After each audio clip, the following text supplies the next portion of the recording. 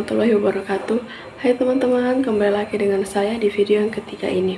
Perkenalkan, nama saya Melisa dengan NIM 4524091077. Saya dari Fakultas Psikologi Universitas Boswa.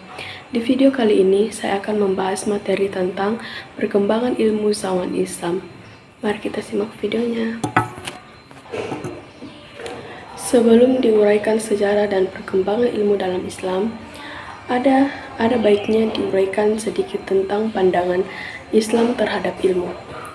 Hal ini penting untuk diketahui karena menjadi landasan bagi perkembangan ilmu di sepanjang sejarah kehidupan umat Islam, mulai dari zaman klasik sampai saat ini. Sejak awal kelahirannya, Islam sudah memberikan penghargaan yang begitu besar kepada ilmu. Sebagaimana sudah diketahui bahwa Nabi Muhammad SAW. Kemudian, Islam datang menawarkan cahaya penerang yang mengubah masyarakat Arab jahiliyah menjadi masyarakat yang berilmu dan beradab. Kalau dilacak akar sejarahnya, pandangan Islam tentang pentingnya ilmu tumbuh bersamaan dengan munculnya Islam itu sendiri. Ketika Rasulullah SAW menerima wahyu pertama yang mula-mula diperintahkannya kepadanya adalah membaca. Selanjutnya, ada juga ayat lain yang menyatakan, "Katakanlah, apakah sama orang-orang yang mengetahui atau berilmu dengan orang-orang yang tidak mengetahui? Sesungguhnya orang-orang yang barakallah yang dapat menerima pelajaran." Selain ayat-ayat di atas, ada juga hadis Rasulullah yang menekankan wajibnya mencari ilmu. Bahkan begitu pentingnya, kalau perlu carilah ilmu sampai ke negeri Cina. Lebih lagi, kedua sumber pokok Islam ini memainkan peran ganda dalam penciptaan dan pengembangan ilmu-ilmu. Peran itu adalah yang pertama, prinsip-prinsip semua ilmu dipandang kaum muslim terdapat dalam Al-Quran, dan sejauh pemahaman terhadap Al-Quran, terdapat pula penafsiran yang bersifat esoteris terhadap kitab suci ini, yang memungkinkan tidak hanya pengungkapan misteri-misteri yang dikandungannya, tetapi juga pencarian makna secara lebih mendalam, yang berguna untuk pembangunan paradigma ilmu. Yang kedua, Al-Quran dan hadis menciptakan iklim yang kondusif bagi pengembangan ilmu dengan menekankan kebajikan dan keutamaan menurut ilmu.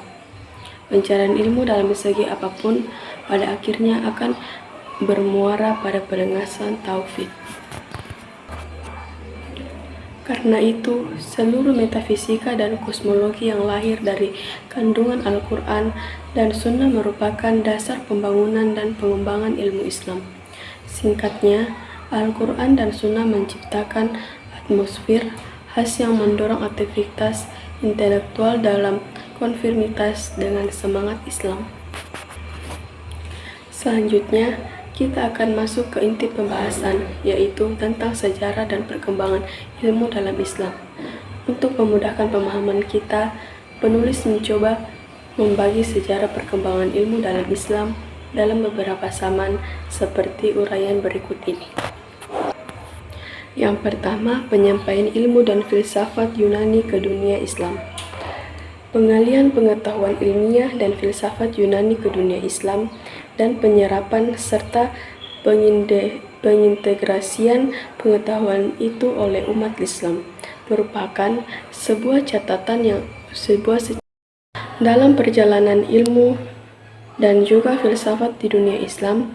Pada dasarnya terdapat upaya rekonsiliasi dalam arti mendekatkan dan mempertemukan dua pandangan yang berbeda, bahkan seringkali ekstrim, antara pandangan filsafat Yunani seperti filsafat Plato dan Aristoteles dengan pandangan keagamaan dalam Islam yang seringkali menimbulkan benturan-benturan. Sebagai contoh konkret, dapat disebutkan bahwa Plato dan Aristoteles telah memberikan pengaruh yang besar pada mazhab-mazhab Islam, khususnya mazhab elektisisme. Al-Farabi dalam hal ini memiliki sikap yang jelas karena ia percaya bahwa kesatuan filsafat dan bahwa tokoh-tokoh filsafat harus bersepakat di antara mereka sepanjang yang menjadi tujuan mereka adalah kebenaran. Selanjutnya, ketika berbicara tentang proses penyampaian ilmu dan filsafat Yunani ke dunia Islam, kita harus melihat sisi lain yang juga menunjang keberhasilan Islam dalam menemukan dan mengembangkan ilmu pengetahuan. Di sisi lain, itu adalah aktivitas penerjemahan.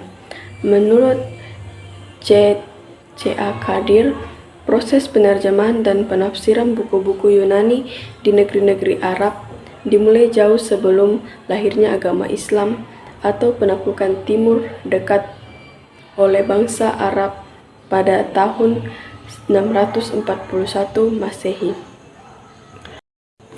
Pada saat itu, Suria merupakan tempat bertemunya dua kekuasaan dunia, Romawi dan Persia. Atas dasar bangsa itu, Suria disebut-sebut memainkan peran penting dalam penyebaran kebudayaan Yunani ke timur dan barat. Di kalangan umat Kristen Suria, terutama kaum Nestorian, ilmu pengetahuan Yunani dipelajari dan disebarluaskan melalui sekolah-sekolah mereka. Walaupun tujuan utama sekolah-sekolah tersebut menyebarluaskan pengetahuan Injil, namun pengetahuan ilmiah seperti kedokteran banyak diminati oleh para pelajar. Sayangnya, pihak gereja memandang ilmu kedokteran itu sebagai ilmu sekular dan dengan demikian posisinya lebih rendah daripada ilmu pengobatan spiritual yang merupakan hak istimewa para pendeta. Selain itu, pada masa ini juga didapati pusat-pusat ilmu seperti Ariko, Efesus, dan Iskandaria, di mana buku-buku Yunani purba masih dibaca dan diterjemahkan ke dalam berbagai bahasa, terutama Syriani. Bahkan setelah pusat-pusat itu ditaklukkan oleh umat Islam, pengaruh pemikiran Yunani tetap mendalam dan meluas. Pada masa ini juga didapati seorang tokoh Kristen bernama Nestorius yang melakukan dekonstruksi atas pemahaman teknologi kalangan Kristen konservatif ortodoks setelah ia terpengaruh oleh alam pikiran Yunani tersebut. Pusat-pusat ilmu pengetahuan yang dipimpin oleh umat Kristen ini terus berkembang dengan bebasnya sampai mereka berada di bawah kekuasaan Islam. Hal ini menunjukkan bahwa Islam tidak hanya mendukung adanya kebebasan intelektual, tetapi juga membuktikan kecintaan umat Islam terhadap ilmu pengetahuan dan sikap hormat mereka kepada ilmuwan tanpa memandang agama mereka. Yang kedua, perkembangan ilmu pada masa Islam klasik. Sebagaimana telah disinggung di atas bahwa pentingnya ilmu pengetahuan sangat ditekankan oleh Islam sejak awal mulai masa Nabi sampai dengan Khulafa al-Rasyidun. Pertumbuhan dan perkembangan ilmu berjalan dengan pesat seiring dengan tantangan zaman. Selanjutnya, satu hal yang perlu dicatat dalam kaitannya dengan perkembangan ilmu dalam Islam adalah peristiwa fitnah Al-Kubra yang ternyata tidak hanya membawa konsekuensi logis dari segi politisasi seperti yang dipahami selama ini, tapi ternyata juga membawa perubahan besar bagi pertumbuhan dan perkembangan ilmu di dunia Islam. Pasca terjadinya fitnah Al-Kubra, muncul berbagai golongan yang memiliki aliran teologis tersendiri yang pada dasarnya berkembang karena alasan-alasan politis. Namun, di luar konflik yang muncul pada saat itu, sejarah mencatat dua orang tokoh besar yang tidak ikut terlibat dalam perdebatan teologis yang cenderung mengkafirkan satu sama lain. tetapi justru mencurahkan perhatiannya pada bidang ilmu agama. Kedua tokoh itu adalah Abdullah ibnu Umar dan Abdullah ibnu Abbas. Yang disebut pertama mencurahkan perhatiannya dalam bidang ilmu hadis, sementara yang disebut belakangan lebih berorientasi pada ilmu tafsir. Kedua tokoh ini sering disebut sebagai pelopor tumbuhnya institusi keulamaan dalam Islam, sekaligus berarti pelopor kajian mendalam dan sistematis tentang agama Islam. Dari sini kemudian dapat dikatakan bahwa sejak awal Islam, kajian-kajian dalam bidang teologi sudah berkembang, meskipun masih berbentuk embrio. Embrio inilah yang pada masa kemudian menemukan bentuknya yang lebih sistematis dalam kajian-kajian teologis dalam Islam. Penting berikutnya dalam proses perkembangan dan tradisi keilmuan Islam ialah masuknya unsur-unsur dari luar ke dalam Islam, khususnya unsur-unsur budaya Perso-Semitik atau Zoroastrianisme, khususnya Madadaisme, serta Yahudi dan Kristen, dan budaya Helenisme. Satu sisi ia mendukung Jabariyah atau antara lain oleh Jam ibnu Satuan, sedang di sisi lain ia mendukung Qadariyah atau antara lain Washil ibnu Atta, tokoh dan pendiri Mu'tazilah.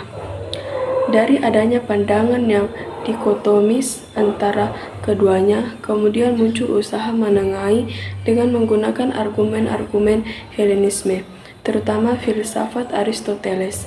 Sikap menengahi itu terutama dilakukan oleh Abu al-Hasan al-Syahari dan al-Maturidi yang juga menggunakan unsur Helenisme. Dapat ditarik sebuah hipotesis sementara bahwa pada awal Islam pengaruh Helenisme dan juga filsafat Yunani terhadap tradisi keilmuan Islam sudah sedemikian kental, sehingga pada saat selanjutnya pengaruh itu pun terus mewarnai perkembangan ilmu pada masa-masa berikutnya. Yang ketiga, perkembangan ilmu pada masa kejayaan Islam. Pada masa kejayaan kekuasaan Islam, khususnya pada masa pemerintahan dinasti Umayyah dan dinasti Abbasiyah, ilmu berkembang sangat maju dan pesat. Kemajuan ini membawa Islam pada masa keemasannya, di mana pada saat yang sama, wilayah-wilayah yang jauh di luar kekuasaan Islam masih berada pada masa kegelapan peradaban. Dalam sejarah Islam, kita mengenal nama-nama seperti Al-Mansur, Al-Ma'mun, dan Harun al-Rasyid yang memberikan perhatian teramat besar bagi perkembangan ilmu di dunia Islam. Pada masa pemerintahan Al-Mansur, misalnya proses penerjemahan karya-karya filosof Yunani ke dalam bahasa Arab berjalan dengan pesat.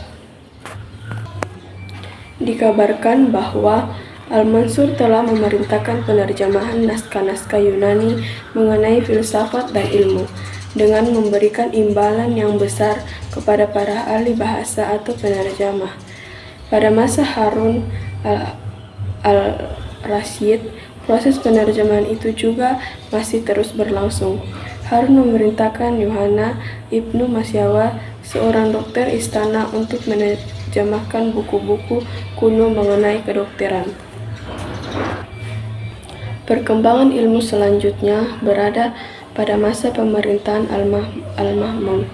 Ia adalah seorang pengikut Mu'tazilah dan seorang rasionalis yang berusaha memaksakan pandangannya kepada masyarakat melalui mekanisme negara.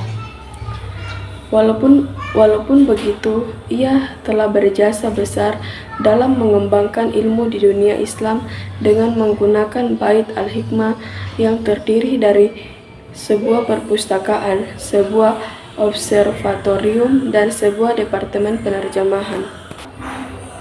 Selanjutnya, pada masa kejayaan ini, terdapat juga tokoh-tokoh filsafat yang bergelut secara serius dalam kajian-kajian di luar filsafat. Hal ini bisa dipahami karena adanya kenyataan bahwa mereka menganggap ilmu-ilmu rasional sebagai bagian filsafat.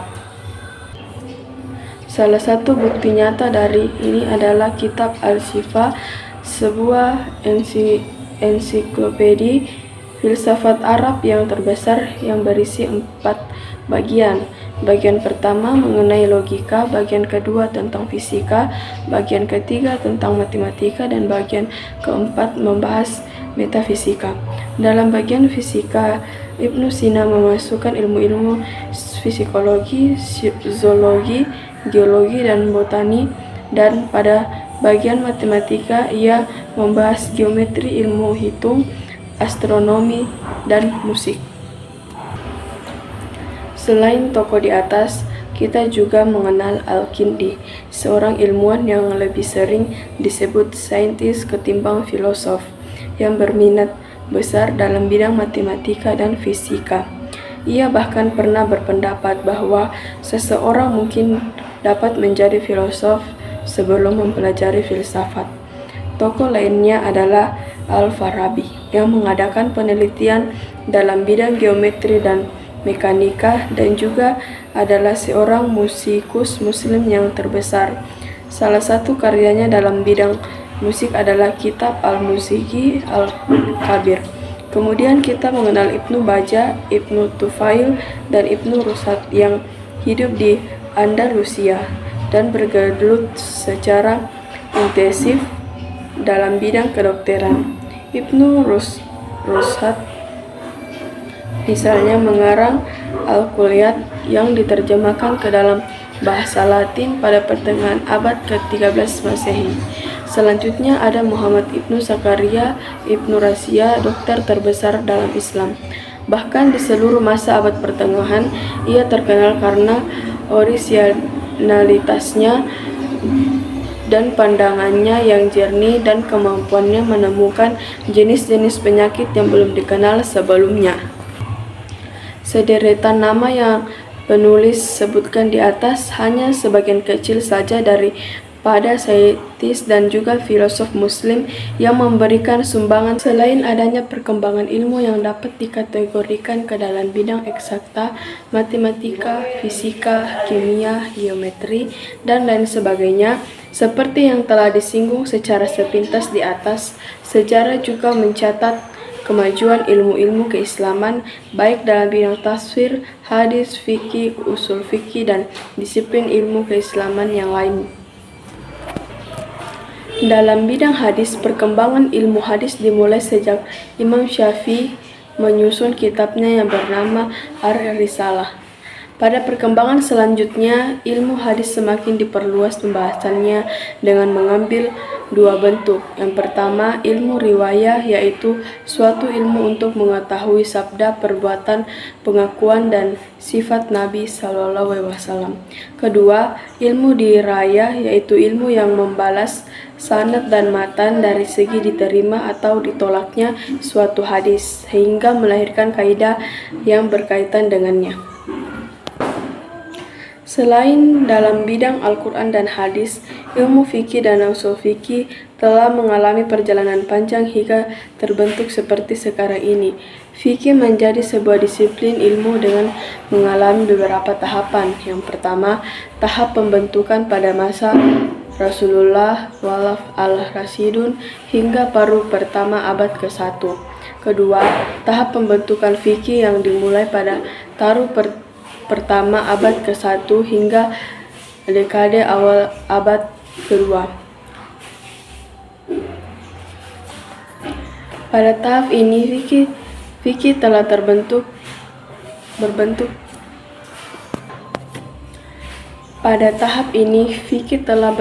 mazhab. Ketiga, tahap pematangan bentuk yang dimulai sejak dekade awal abad ke-2 hingga pertengahan abad ke-4. Masih berkaitan dengan era kejayaan keilmuan Islam, perlu juga disinggung secara sepintas tentang transformasi ilmu dari dunia Islam ke Barat. Terjadinya transformasi kebudayaan dan khususnya ilmu dari dunia Islam ke Barat disebabkan paling tidak oleh 2 alasan. Yang pertama, kontak pribadi.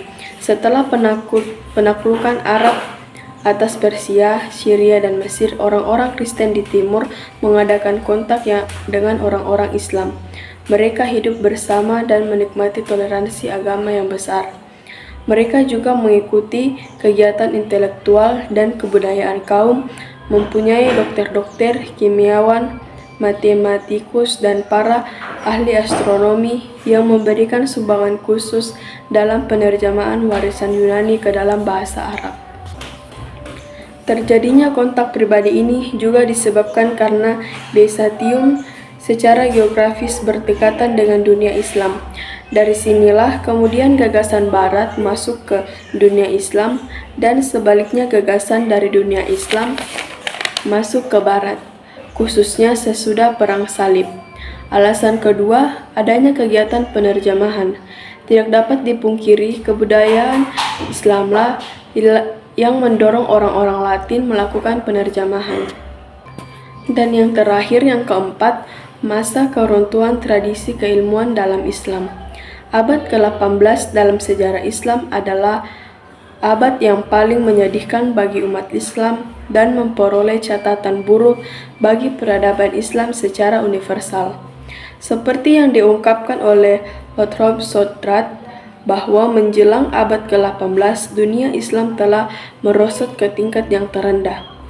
Islam tampaknya sudah mati dan yang tertinggal hanyalah cangkangnya yang kering kerontang berupa ritual tanpa jiwa dan tahayul yang merendahkan martabat umatnya. Ia menyatakan seandainya Muhammad bisa kembali hidup, dia pasti akan mengutuk para pengikutnya sebagai kaum murtad dan musyrik.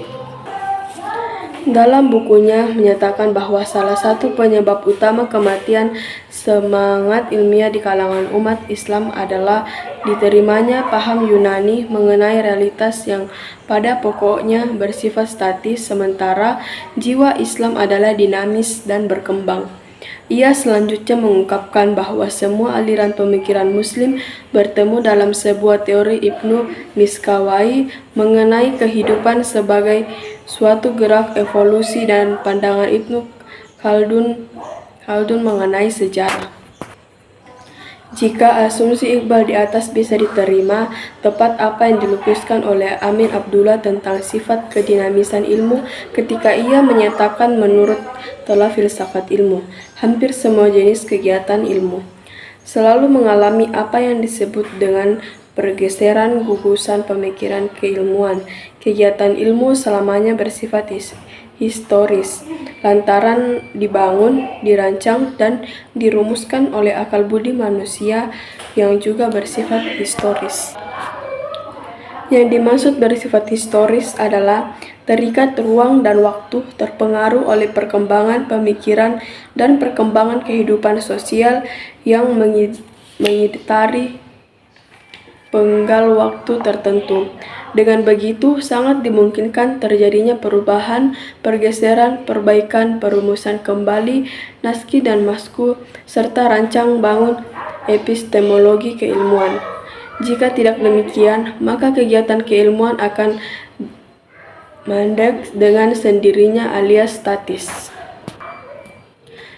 Sebab lain yang menyebabkan kehancuran tradisi keilmuan Islam adalah persepsi yang keliru dalam memahami pemikiran Al-Ghazali. Orang umumnya mengecam Al-Ghazali karena ia menolak filsafat seperti yang ia tulis dalam Tahafut al-Falasifahnya. Padahal ia sebenarnya menawarkan sebuah metode yang ilmiah dan rasional, dan juga menekankan pentingnya pengamatan dan analisis, serta sifat spektif.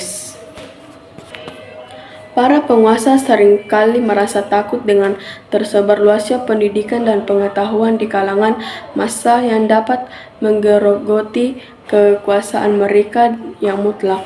Munculnya orang-orang yang pandai dan terampil menyebabkan longgarnya pengaruh golongan elit feodal dan keagamaan. Selain sebab-sebab di atas, kesulitan-kesulitan dan mistisisme asketik juga merupakan faktor yang menyebabkan kemunduran tradisi intelektual dan keilmuan di dunia Islam. Nah, teman-teman, mungkin itu saja penjelasan singkat dari saya. Mohon maaf jika ada kesalahan kata, mohon dimaafkan. Assalamualaikum warahmatullahi wabarakatuh.